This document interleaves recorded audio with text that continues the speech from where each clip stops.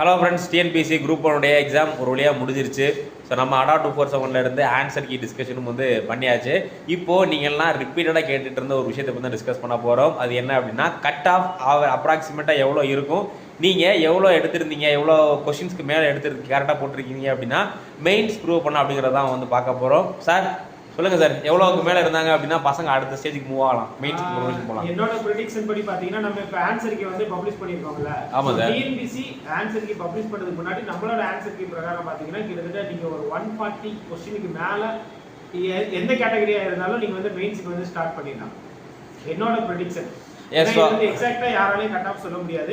கண்டிப்பா. எஸ், இது வந்து ப்ரெடிக்ஷன் மட்டும்தான். எக்ஸாக்ட்டா வந்து நம்ம டிஎன்பிஎஸ்சி ஆன்சர் கீ வந்ததுக்கு அப்புறம் தான் நம்ம எக்ஸாக்ட்டா எவ்வளோ இருக்கும் அப்படிங்கிற அந்த கேட்டகரி வைஸாக சொல்ல முடியும். ஸோ இப்போதைக்கு ஏன்னா ஆன்சர் கீ வர்றதுக்கு இன்னும் ஒரு வாரம் ஆயிரும், ரிசல்ட் வர்றதுக்கு 2 மாதம் ஆயிரும்.